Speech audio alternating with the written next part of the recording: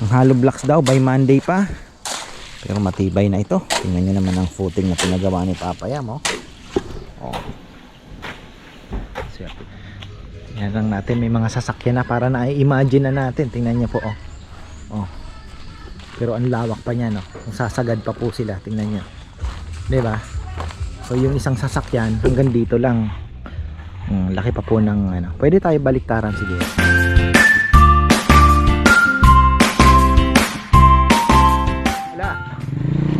Ayan, magandang buhay. Wala pong trabaho sa Gatchawin ngayon dahil si Junjun daw ay pinauwi ng kanyang kapatid na umuwi galing ibang bansa. Pinauwi po ng Lubao. Siyempre gusto din makita yung kapatid niya, kaya walang kasama si Rizal Senior dito. Kaya si Rizal Senior ay tutulungan muna ng mga Gatchawin boys, si Marco at si Tito. Kapatid po ito ng tatay ni Erica. Ayan, galing Guagua. Tile setter. Ngayon pinatulong muna ni Papa Yam dito. Ayan, si Papa Yam. Hi, it's a beautiful life. Beautiful day. Promising day na naman sa ating lechon house.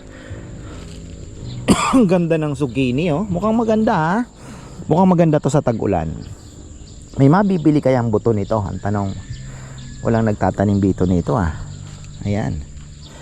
Bihira. Mga siguro kaya lang kailangan pong mag-spray. You see? If you see this kind of leaf, sigurado mayroon po yung asungot. May mga asungot yan. Tandaan po ninyo, pag kumulot may salot. Ayan. Pag kumulot may salot. Tandaan nyo sa dahon na ng halaman. Pag kumulot, nagra-rhyme yan, may salot. Kaya kailangan po nyong chicken. Sigurado meron yan sa ilalim na mostly naman insekto na andyan sa ilalim ng aasungot. Ayan na. Tayo naman ay sisilip sa ating project na magbubuhos. Ayan, shoutout pala kay Mamo Delia. Diyan sa kanya po kami kumukuha ng ng hollow blocks. Ang tibay ng hollow blocks ni Mamo. Blockbuster lagi dahil hirap pumila. Ngayon meron kabibigyan kami ng Monday pa daw. Kailan daw po yung hollow blocks natin, Papa Yam? Monday? Oh. Ayan. Suki naman tayo. Monday. So ayan. Oh, lechon day ngayon. Na. Lechon na naman ang ulam. Walang kamatayan. Walang kamatayang lechon.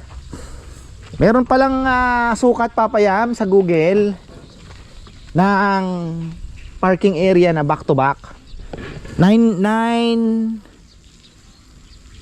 feet yata. Ay hindi, ilang bang feet basta mayroon. Tapos 9 feet yung lapad nung box. Tapos yung haba parang 16 feet yata.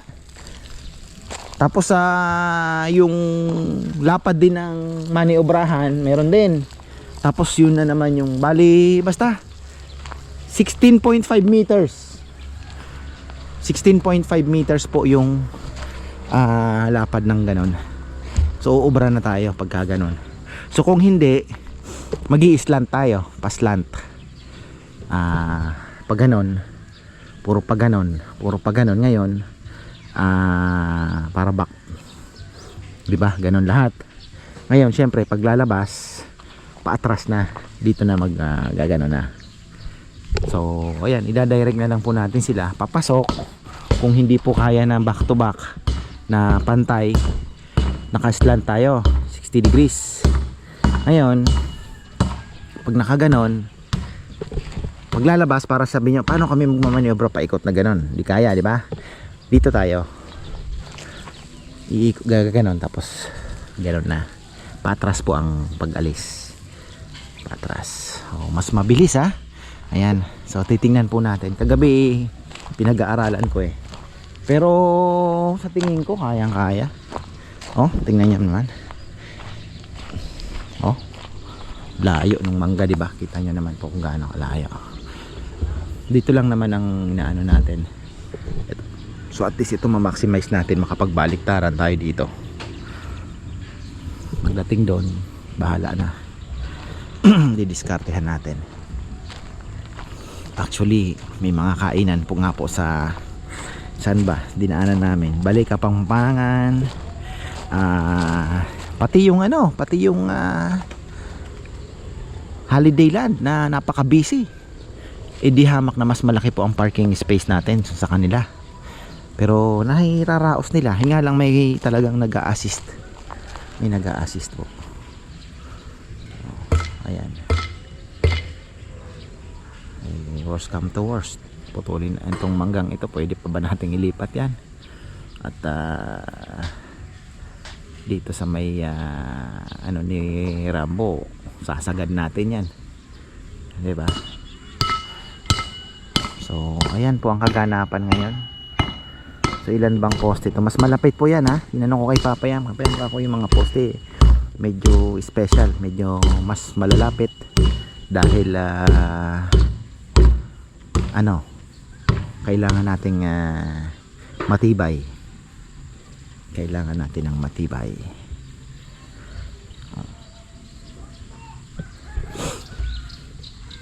Kasi ito pa lang, isang sasakyan na po ito yung haba niya. So pagdating dito, parang ito na nga yung maniobrahan eh. So doon talaga magkakaproblema. Si Acacia, hindi natin pwedeng putulin yan, men. Hindi natin pwedeng putulin yan. Mas mukhang dito ang magiging baka dito ang magiging daanan. Ito yung magiging daanan.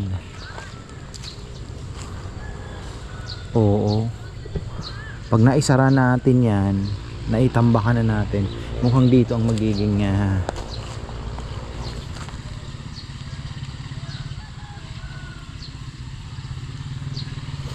daanan. So si Acacia, lang po yan, andyan lang yan, ha. Wag natin, hindi po natin yan puputulin. Oo nga,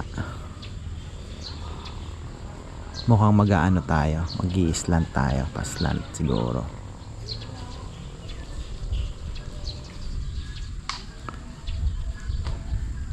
Tingnan natin pagka tayo po ay nakapag pasimento na medyo mabigat-bigat din po ito. Ito yung isa sa mga paghahandaan natin.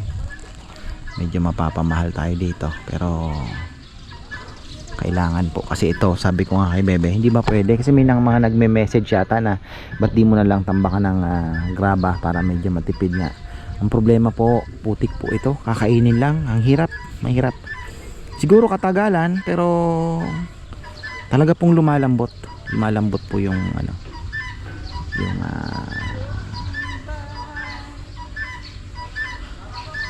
lumalambot yung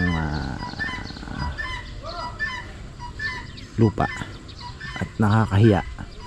Ang gaganda po ng mga sasakyan pumapasok, mga karamihan puro bago, mga modelo, mababalahaw lang, nakakahiya naman. So ibigay natin yung magandang serbisyo. Unti-unti lang, kung ano lang po ang kaya namin. So ayan, papayam, ayan, exercise na. Mukhang walang nabuo yata sa ating santol, sayang. Better luck next time na naman tayo, next year. Sa bagay, not my favorite, nangingilo lang ang ngipin mo dyan. Alam nyo, ang habol ko lang santol, mga ka-farmer, makapaggulay. Gulay na santol, sarap. Si mama masarap magluto niyan. Ayan, ilang truck kaya ang kakainin ito? 1, 2, 3, 4, 5, 6, 7, 8, 9, 10, 11, 12, 13, 14. Siklib ka muna. Na, magsiklib ka muna. Ayan. So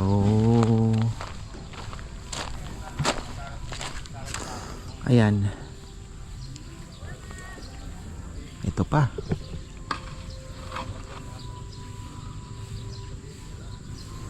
Matuloy kaya yung project natin dito? Sabi ni Bebe, benta natin yung lupa natin sa Gatchawin, pagawa natin. Sabi ko wag.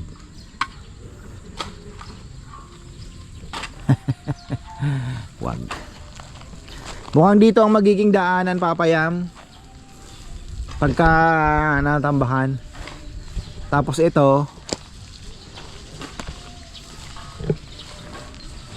pwede tayo magpa... Ay, hindi kaya. Dalawa nga, parang alanganin. Pagka nag-alanganin tayo, mag-aano tayo, yung parang islant. Ngayon, ang maniobrahan dito na, atras na siya. Iikot na lang. Paatras siya, ganun. Gaganon lang, tapos ganun na. So, kung alanganin, pwede tayo ganun na lang. Pero malawak na to. Kaya lang, talagang pagka napupuno doon nga pumapasok Minsan nakakaroon 4 na sasakyan doon sa loob. Pumapasok doon. 4. Pag may naano to, pwede pa rin bumabasa na to, no? Oo.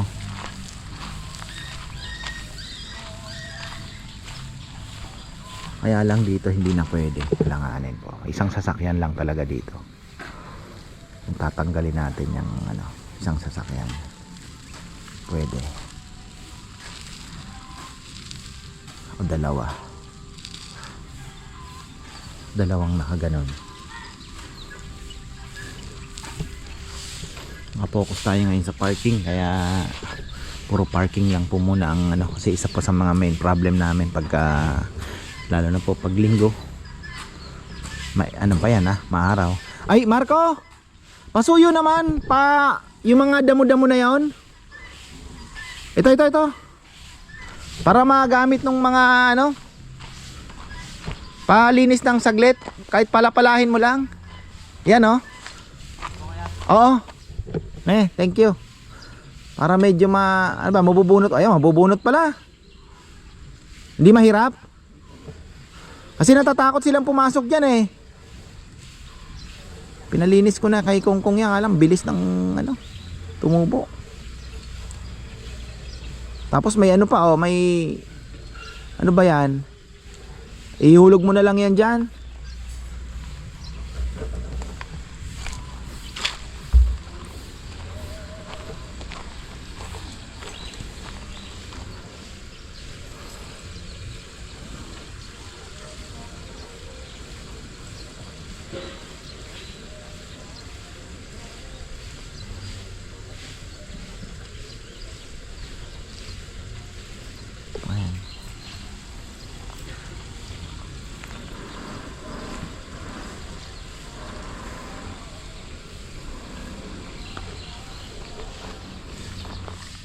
Papalinis na rin natin ito para maganda na rin tingnan. Ayun, papalinis natin yan next 5 months. Bubuhos na ata. Ayun,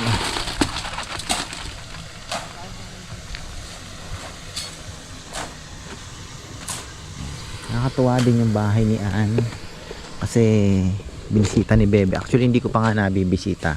Gusto ko din na pasyalan din. One of these days, pasyalan natin yung ginagawa nilang bahay. Nakaka-inspire din kasi tingnan nyo naman yung bahay, yung lupa po noon is donated by Papayam. Tapos yun, sila na po yung nagpapagawa ng bahay din. Dahil sa halo-halo at the same time yung trabaho po ni Nathan na pag-ano nila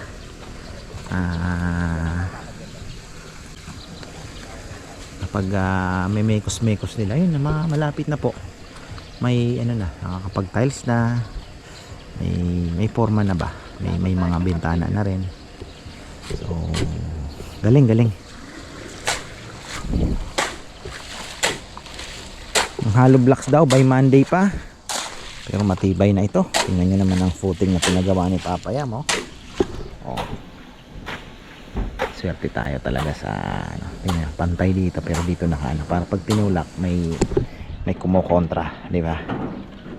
Di basta-basta tapos yung nito, bakal na maganda sana every hollow blocks may bakal, pwede naman para iba po kasi ang nito, iba yung magiging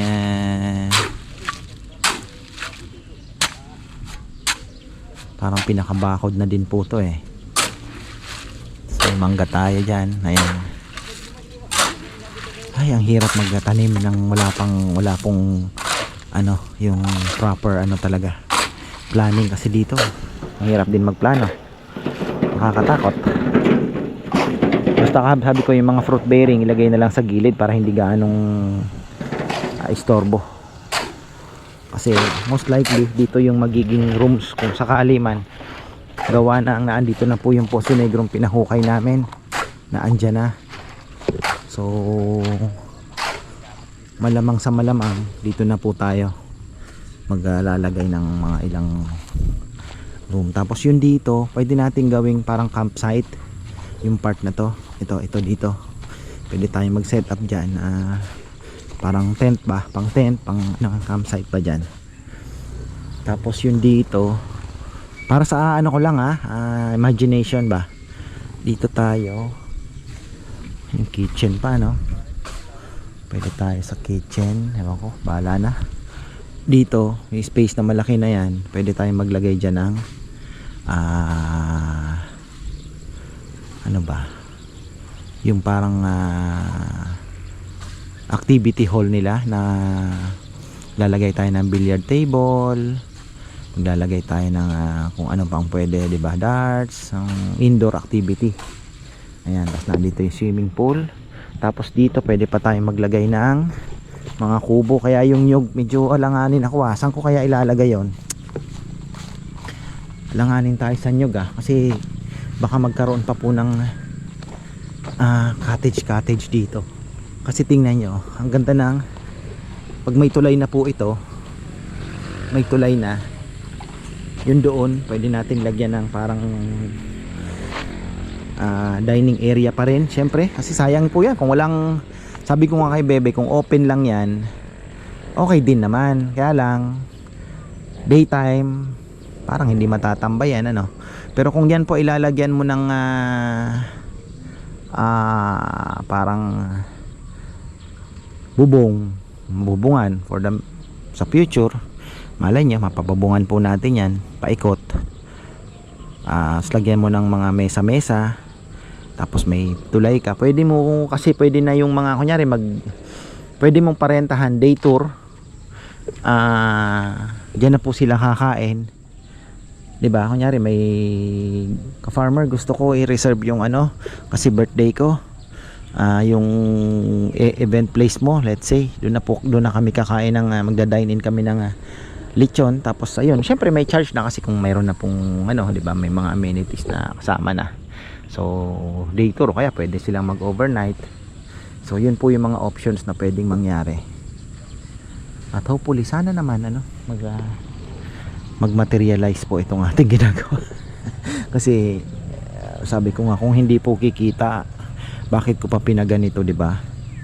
Kung hindi tayo kikita at hindi maging hanap buhay, hindi naman tayo nagpapayabangan lang at nag-ano, 'di ba? Parang basta gusto ko maging ano, yung bawat ipapasok natin dito na gastos nababawi natin. Kasi sayang naman. Yun lang naman po ang ano ko doon. Pero bahala na. God is good all the time. Sabi nga ng aking kapatid na si Maynard Villones, brother, kumusta ka? Sana ano, pag gusto mong kausap, tawag ka lang, brother. Alam mo naman yun, di ba? So tawag ka lang, gusto mong kausap. So hopefully makarecover ka na soon at magkita ulit tayo kahit sa video call. So ayan. Tapos ito pwedeng gawing itong balak namin gawing storage room. Ayusin natin yan, storage room para sa ating mga mga gamit. 6 minutes na pala tayo. So ito, sabi ni Papayam okay na daw kasi gusto ko sana every hollow blocks merong bakal pa. Sabi niya hindi, every 2 na lang okay naman na yan, walang ano yan. So ako naman, sabi ko konti lang ang diferensya, bakit hindi patibay, pero okay na daw. Kasi yung footing pa lang yan, ang laki na. Yung footing niya, malaki. Tapos, mas malapit yung poste. Tapos, ayan, oh, may bakal din dyan.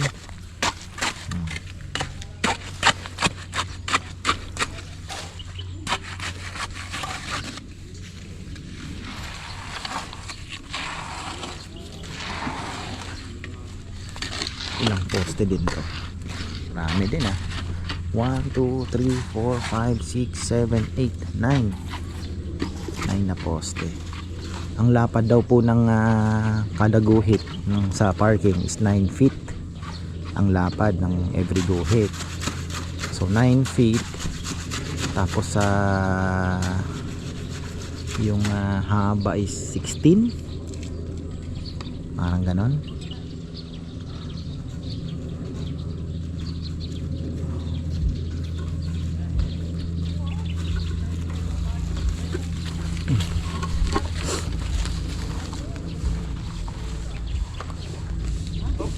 Tapos yung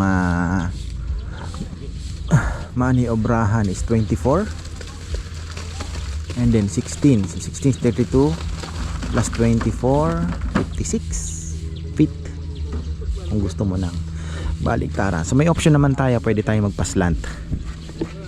So bali ang pasok ng sasakyan puro ganon. Tapos pag paatras kaganon ka na lang. Medyo complicated kasi ito pag nakaganon ka pwede kang gumanon diretso na, pwede kang gumanon ganon, mas madali kasi puro pag ganon ano. Pero kung kakapusin tayo sa space pwede tayo magpa-slant ng kaunti.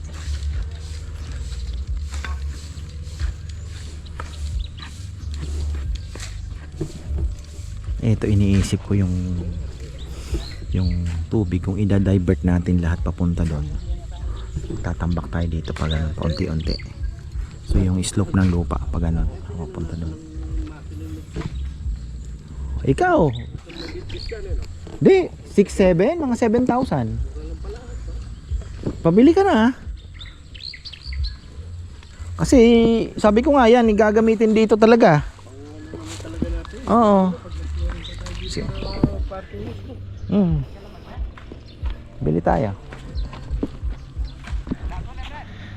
Yan lang natin, may mga sasakyan na para na-imagine na natin. Tingnan niyo po, oh. Oh. Pero ang lawak pa niya, no. Kung sasagad pa po sila, tingnan niyo. 'Di ba? So yung isang sasakyan hanggang dito lang. Laki pa po ng ano. Pwede tayo baliktaran siguro. Busy na po kami. Ayan, oh, 10:45. Pero halos 2/3 na po ng isang lechon, kaya kinakabahan si Bebe. Baka Father's Day kami. Dami na pong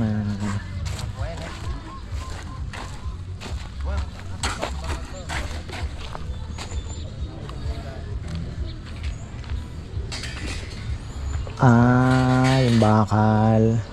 So, pero yung poste kompleto na po yan. Naka ano na yan, naka level na. Buti na lang hindi mainit, ano? Buti na lang maulap. Baka ganda ng panahon. Daming tao kagad. Halos ubos na isang lechon agad eh. Sabado pa lang ngayon, sir, ha? Oh, Sabado. Bukas sana mas marami. 3 ang papaluto natin. Sir, talab sa kayo, sir.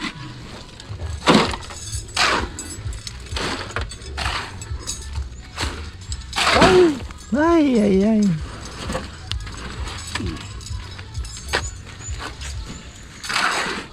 So mas ano ba mas prepare ninyo? May mixer na. Mas gusto niyo may mixer? Maganda, sir, lalo na magpo-flooring tayo dito. Oh, syempre naman. Kasi kailangan lang yan makina. Yung motor.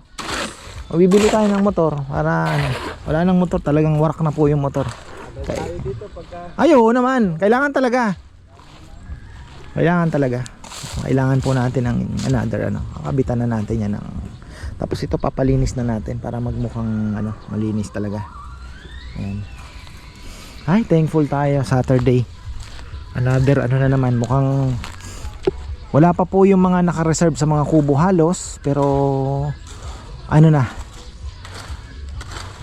nanganganib na. So buti na lang may 40 kilos na naman po na naka pang alas 3. So ang ginawa ni Bebe, pinasalang na, nagkatay na lang po ng panibago. Marami naman eh. So ganun po talaga. Yun po ang ano namin sa business na to. Minsan di ka pwedeng mag-prepare ng napakarami, at pagka dinumog ka ng walk-in, yun ang problema. Pero maganda sana nga kung meron tayong nakasabit na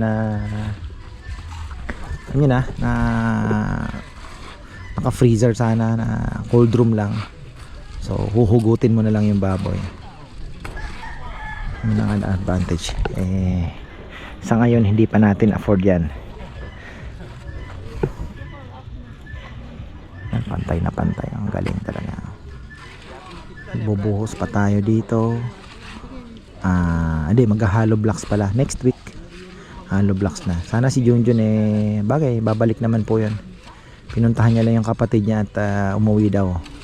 Si Emerson. Ayan, Emerson Flores. Shoutout na rin kay Edmond Flores ng Canada.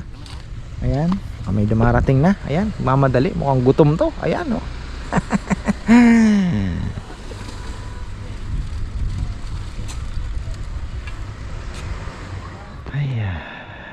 Ayan, oh. Bago tayo magtapos mga farmer, tingnan nyo. Naku, napaka busy namin kanina. Ayan, alas 2 na, 1:45. So tingnan nyo po yung mga sasakyan. Tingnan nyo naman ang laki ng madadagdag sa atin pagka tayo po ay nakapag-asinta na dyan. Napakalaki ng madadagdag. Sana may mga dumating pa, pero maaga pa. May mga ano pa yan, may mga darating pa. Tingin ko mga 4 na sasakyan pa yan.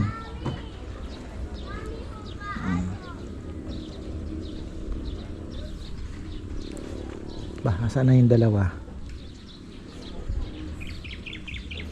Wala yung helper yung dalawa. So ayan, kita nyo naman po mga sasakyan mga ka-farmer. Malaki madadagdag dito. Sana pag sinukat na natin yung standard na pumasok talaga. Hindi pa man, pero may option naman tayo, paslant pwede. Tsaka tingin ko pasok naman hindi na po kasi talaga yan po ay nakasagad na. Hindi ko na po pwedeng i-ano din dahil liliit na po dito. At the same time yung mga mangga natin na yan, stable na kumbaga. Tsaka ilinagay ko yung mangga na yan, naka-adjust na talaga yan dyan sa magiging wall. So sa tingin ko okay naman mga farm. Okay na yan. At pag nasemento na, hindi natin makikita kung gaano ka iluluwag. Hindi naman tayo nagka-problema ngayon sa parking, pero may time po na talagang pahirapan. May problema tayo hanggang dito, meron hanggang sa baba. So ayan, hanggang dito na lang po. At bukas di ko po alam, baka may trabaho pa rin naman bukas. So ayan, maraming salamat at magandang buhay.